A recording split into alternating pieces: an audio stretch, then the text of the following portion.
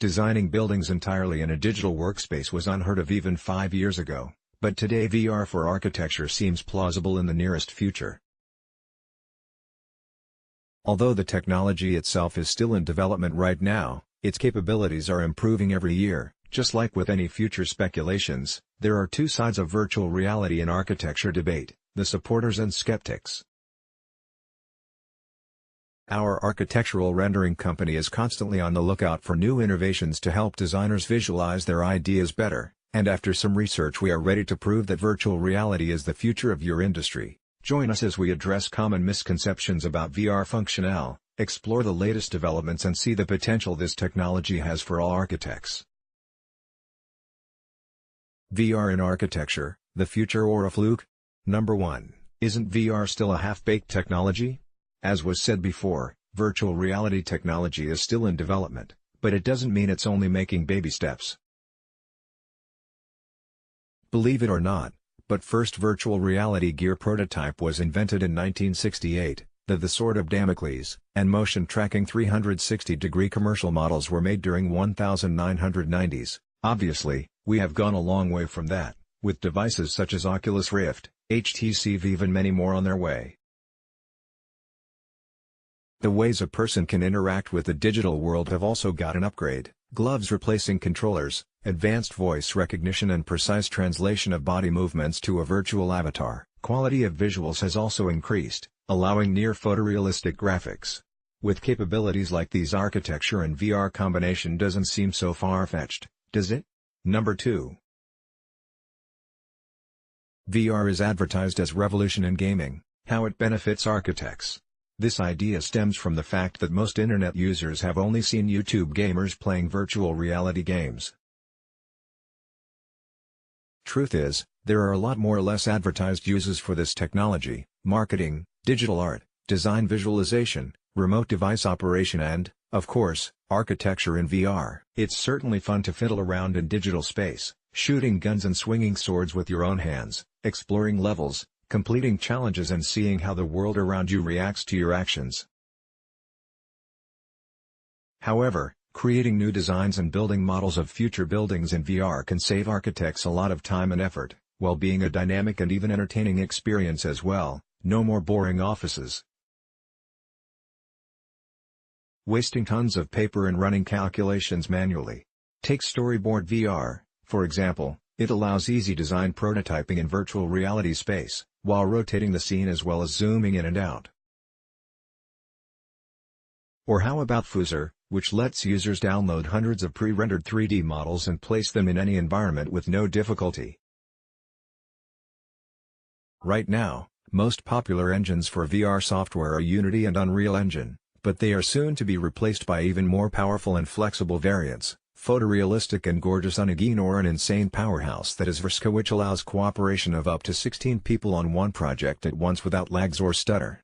That software would be extremely helpful for large-scale projects. And there are more headache mitigators for architects to come. Number 3. But virtual reality programs so far can only involve one person at a time, right? Virtual reality is not just a tool for design visualization. There are a lot of benefits of VR for architectural presentations, too. Respective software and hardware are not just limited to offline functions. One example of this is an experimental project that has got quite popular in gaming community, VR Chat. Essentially, it involves people from all around the world talking to each other and doing a variety of fun activities within one online chat room level via custom digital avatars, while producing famous memes along the way and having a lot of people who went out of their way to ruin others' experiences. This experimental game has proven one very important thing: dozens of people can be in one VR environment at once, interacting with one another as well as with objects within the simulation in real time. With this in mind, it's hard to argue that the same can't be done in architectural presentations. Multiple people from different places can gather in one virtual space to view, discuss and apply changes to projects on the fly, saving time and being more effective for the final result. Some architectural companies have already implemented VR jams, as in jam session in music, in their work routine, speeding up the workflow as well as acting like a good teamwork exercise. It's not hard to see how architecture virtual reality software will become commonplace in the near future. Number 4. Isn't VR just another fleeting trend? Can it stand the test of time?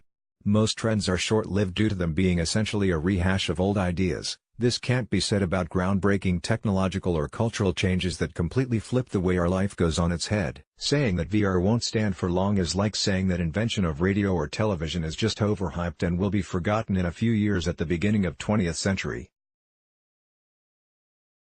Virtual reality architecture is here to stay, and it will be the dominant, if not the only viable way of creating and visualizing new designs. Number 5. VR is uncomfortable. Can you use it without accidents? A lot of virtual reality skeptics often bring this argument, and it is valid to some degree. Human body is very sensitive to environmental changes, but, in turn, very adaptable as well. Take a trampoline, for example. At first, jumping makes a person really uncomfortable, but after a few minutes they just get used to it, and they are confused when feeling solid ground beneath their feet afterwards. The same works with virtual reality applications. They visually immerse the user, to the point that virtual hazards can feel just the way real ones do. For example, a person with fear of heights will be genuinely terrified of virtual heights due to realistic depth of field, but it's a specific case. VR gear is generally perfectly safe, since it affects only sight as opposed to other senses.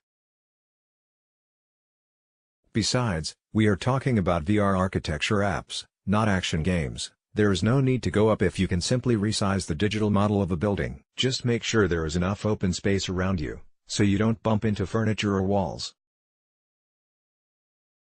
Right now we live in an age that features technologies that seemed only possible in science fiction before. And there are a lot more amazing inventions already in development. Interactive palpable holograms, seamless integration of 3D models in real life with augmented reality, mass-produced and more affordable virtual reality headsets, omnidirectional treadmills with VR integration, engines realistically simulating all kinds of materials and environments, and this